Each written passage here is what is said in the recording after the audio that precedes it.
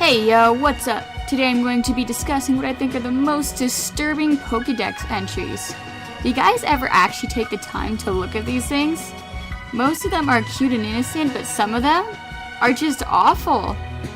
I found so many that honestly disturbed me. Pokemon is generally directed to children, so the cruelty of some of these Pokemon freaks me out. I decided not to do a top 10 video for this one because I found so many things that generally tied up with each other. So instead what I did was divided the disturbing Pokedex entries into categories. Each category has 2 to 6 Pokemon in it that I found all related to a certain topic. The topics include generally creepy, depressing, deadly, sadism, and children related. Let's get right into it. Starting with generally creepy Pokedex entries, we have 2 Pokemon in this category. I actually couldn't decide which was worse, so if you think the number 1 I have for this category deserves to be second place, well, then I probably wouldn't disagree.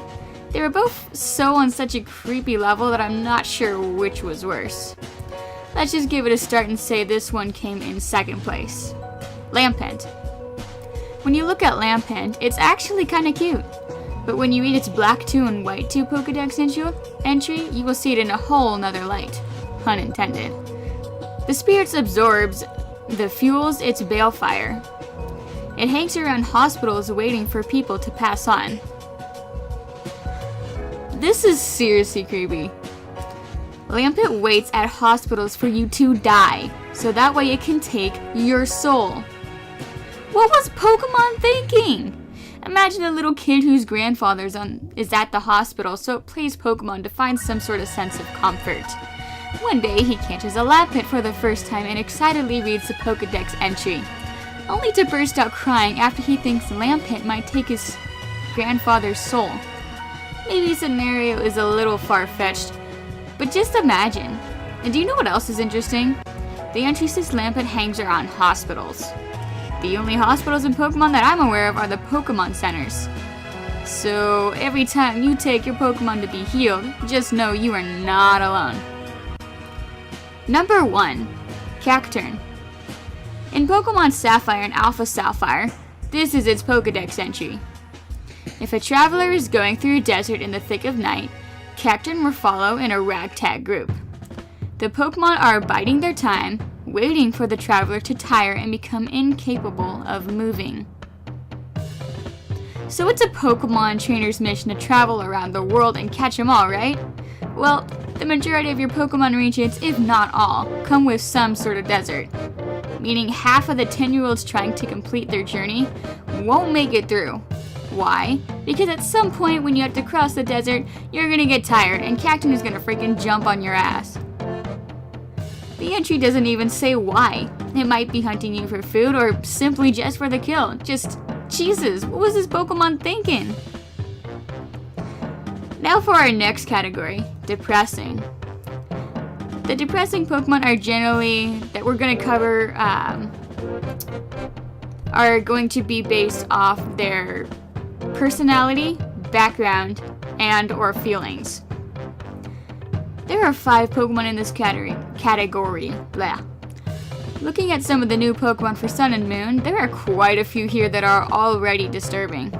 So our 5th place winner for depressing Pokemon is Pyukumuku. Here is its Pokedex entry according to Cerebi.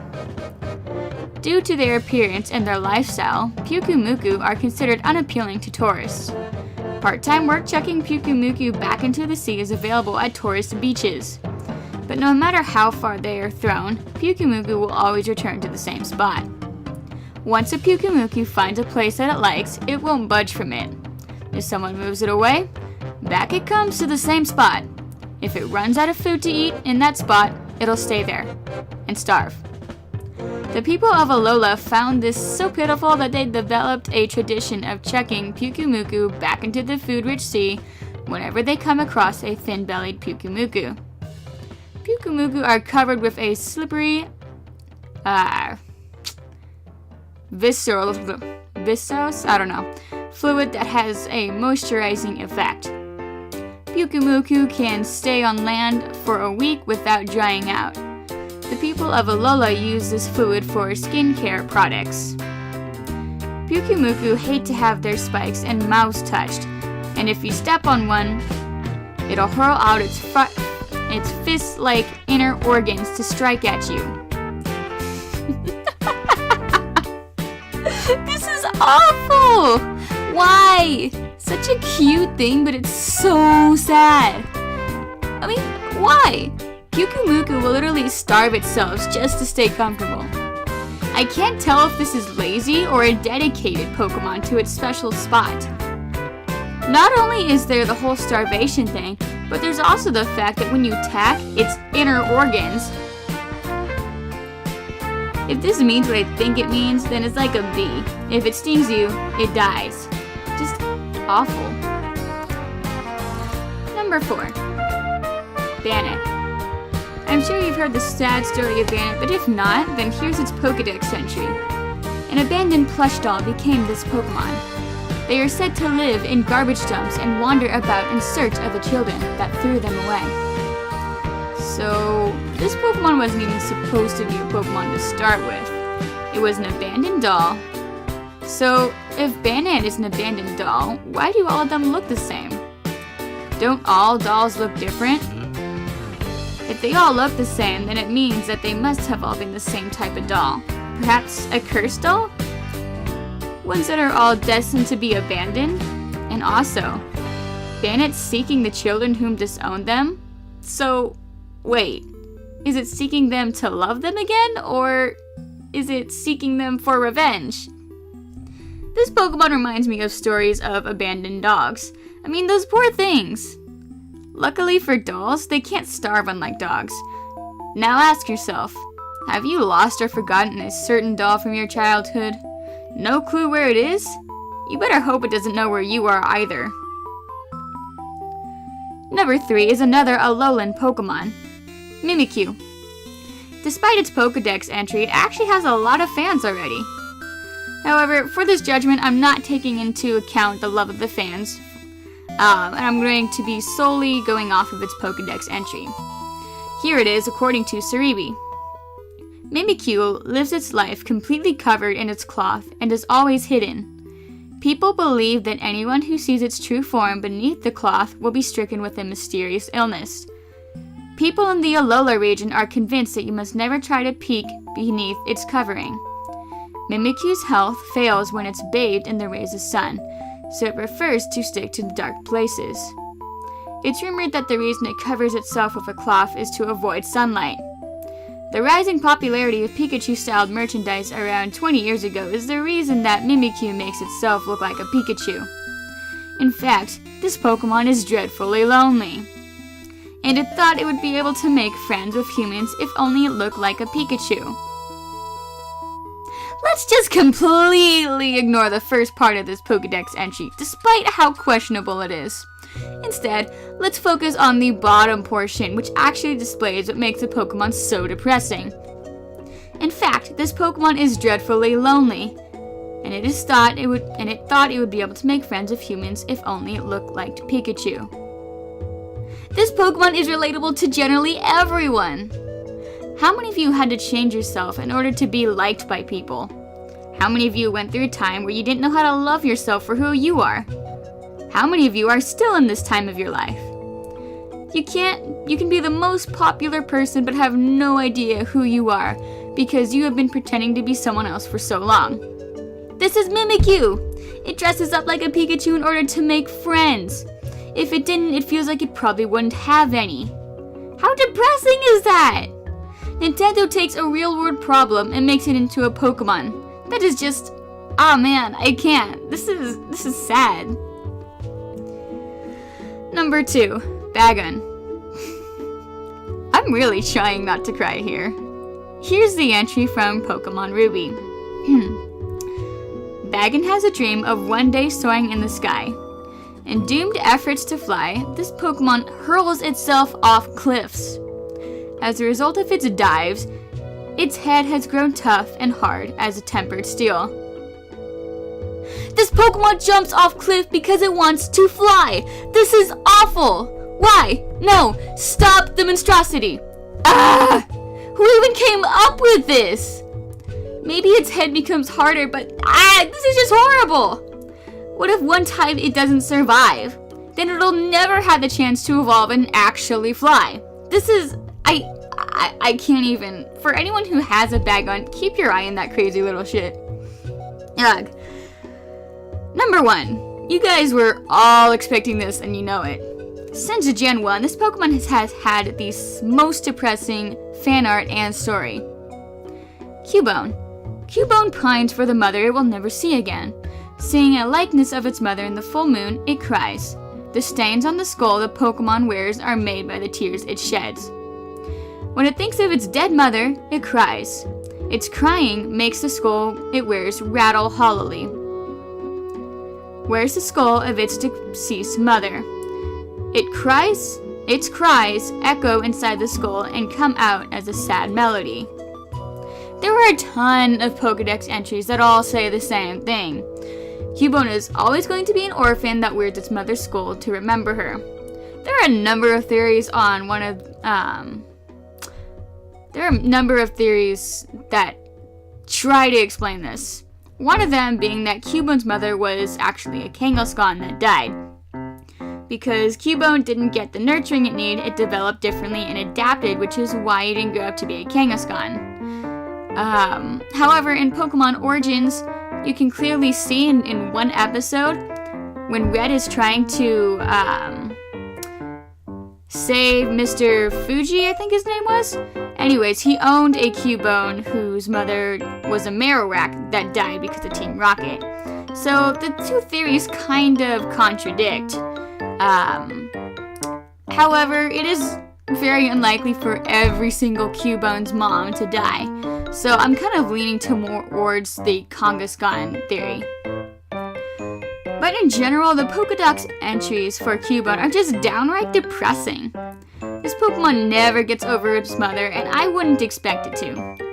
But every time there's a Cubone around, it's because its mother dies. Think about that. The next topic we have is deadly. While obviously many Pokemon are severely dangerous, some are just downright lethal. Number 6. Honedge. Honedge was introduced in X and Y and already slapped us in the face with a disturbing Pokedex entry. If anyone dares to grab its hilt, it wraps a blue cloth around that person's arm and drains the person of its life energy completely. Ah, jeez. Man. I thought maybe this Pokemon had potential to be cool. I thought maybe a folk hero with a Pokemon sword would be a really badass idea. But the Notbury in this is level 100. Nuh-uh. Nope. Not doing it.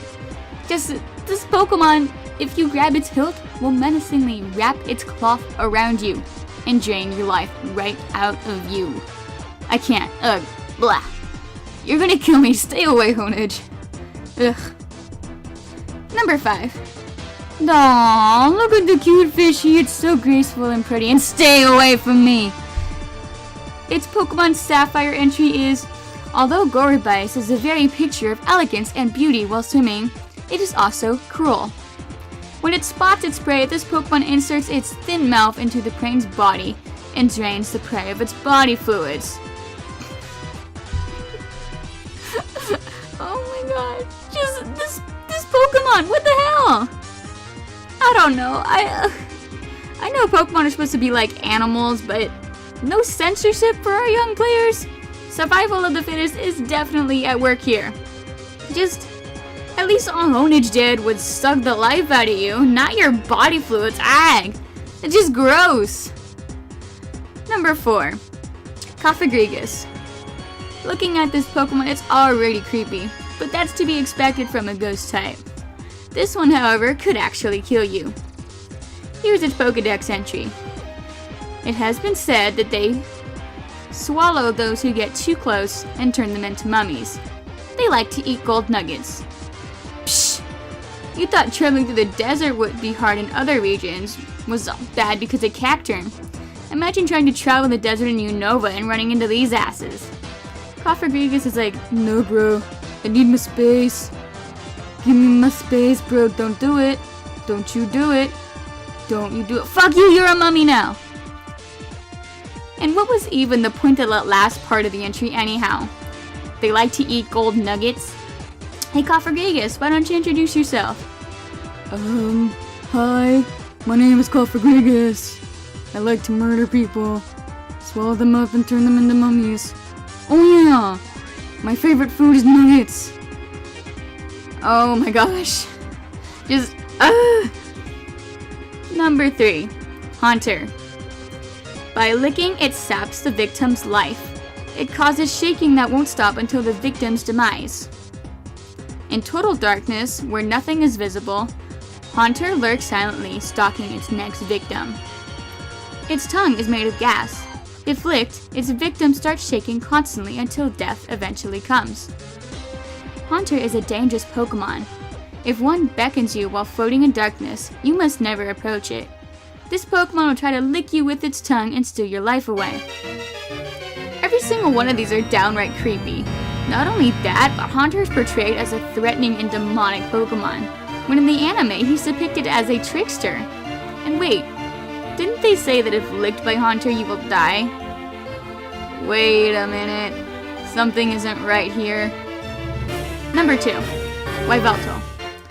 Most legendary Pokemon sure are powerful, but do any of them seem likely to kill you? Yveltal does, and not just you, but the entire world with it.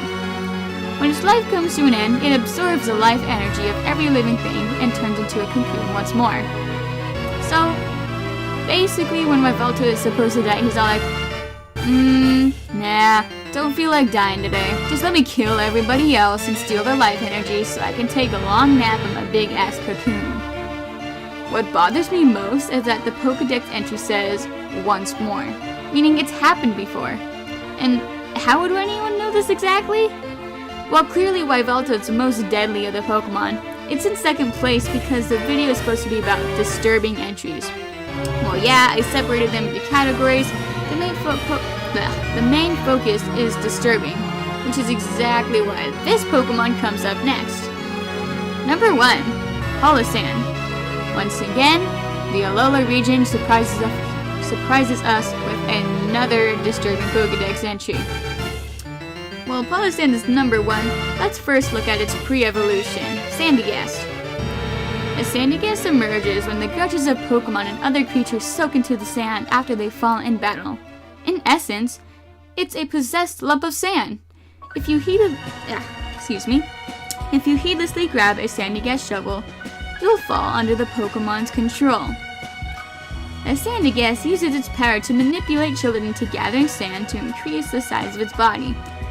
If a Sandygast loses its shovel, it may put up a tree branch, a flag, or another item in its place. These Sandygasts are wanderers in search of their own shovels. The tunnel-like mouth of a Sandygast can suck the vitality from people and Pokemon. Apparently, it's a test of courage in the Alola region to put your hand in a Sandygast's mouth. This Pokedex entry definitely makes people question going into a sandbox ever again. But it's not so much deadly. But wait until you get to Palossand. Palossand controls human adults, making them build a sandcastle that provides camouflage and also raises its defensive abilities. Unlike Sandygast, if Palossand loses some of its sand from its body, it could restore itself on its own. When moving about in search of prey, the shovel on top of Palossand's head revolves. It is said that the shovel could be serving as some sort of radar. Palossand loves the vitality of Pokemon and drags small Pokemon into its body so it can steal their life force. Its sandy vortex swallows them up in a heartbeat. Pokemon dragged into Palossand leave traces of their ill will behind. It's thought that this negative energy may be the starting point of a new Sandygast. I think the Pokedex entry speaks for itself on this one. The second to last category, sadism. Now, when I say sadism, I don't mean some kind of kinky Rihanna type stuff. I mean the love of watching others suffer. We only have 2 for this category, starting off with Gorgeist. It unwraps its prey in its hair-like arms. It sings joyfully as it observes the suffering of its prey. Ah, come on! It observes its prey as it struggles? while casually singing? Just why? The Pokemon is strangling its prey. It's become a serial killer. Just why? I'd like never mind. You get the point. Number 1, Glalie. Expecting this one? I've noticed Sapphire of all the entries definitely has the most disturbing, including this one. Glalie has the ability to freely control ice. For example, it can instantly freeze a foe solid. After immobilizing its foe in ice, this Pokemon enjoys eating it in a leisurely fashion. Just, what the fuck? It turns you into a human popsicle. And then it casually eats you, alive. No biggie. Psh, why even battle? Maybe he's just hungry. Yeah. Nah, let's just eat this guy, not battle it. I mean, come on, Nintendo. What is this? Finally, the last category, children related. This sounds sketchy, but I promise there's no teddy or pedo bear creeping around the corner. At least not to my knowledge. It's just, well, you'll see. Number 4, Drifloon. Its entry in Heart Gold and Soul Silver is this. It is whispered that any child who mistakes Drifloon for a balloon and holds onto it could wind up missing. Okay, this Pokemon kidnaps children. Imagine yourself as a parent. You let your child go at a carnival only to turn around and it's 10 feet up in the sky being carried away by a Drifloon. Imagine how many children have been taken! Shouldn't some Pokemon, I don't know, be banned to use? Hell, actually maybe Pedo Bear is involved. He's all like, gonna catch me one of those. Now I don't have to buy bunches of candy no more. This is insane. Just, gross. I can't. How much longer till this is over? I'm out of breath. Almost done? Okay. I'm just gonna get through these fast. Number 3, Phantom. According to the old tales, these Pokemon are stumps possessed by the spirits of children who died while lost in the forest. So, hey kids, if you want to be a Pokemon, go friggin' kill yourselves in the forest! You'll resurrect as a Pokemon anyhow. Might be cool, you know? Legend of Zelda fans, does this remind you of anything else? Yeah, I thought so. Number 2, Kadabra. Fire Red's Pokedex entry was, it happened one morning. A boy with extrasensory powers awoke in bed, transformed into a Kadabra. Okay, so are you saying that every Kadabra you see used to be a child? Mom wakes up, runs to her child's room, but there is no child. Instead, a Kadabra. This fiend! It must have stolen my child. Filled with grief, the mother beats the Kadabra and it cries miserably. Realizing it's unwanted, Kadabra teleports away. Oh goodness, ain't that gonna be a fun story to tell to the grandchildren. Oh wait, what grandchildren? Number 1. Drowsy and Hypno sort of go hand in hand with this one. Here's the Drowsies. It remembers every dream it eats. It rarely eats the dreams of adults because children's are so much tastier. Tastier dreams. Really, Nintendo? I'm gonna just... Nah, just moving on. Hypno. It carries a pendulum-like device. There was once an incident in which it took a child away it hypnotized. Okay, again, kidnapping. Pedo Bear is at it again. So Pokemon first eats children's dreams, evolves, then takes the next steps and kidnaps it? Is Nintendo not thinking whom their major audience is?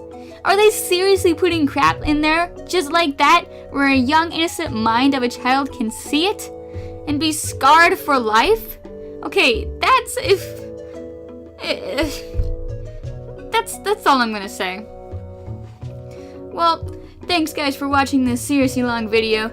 I appreciate the courage you had clicking on this video, and I'm sorry if you're like 10 and watching this. I'm gonna go and I will see you next time.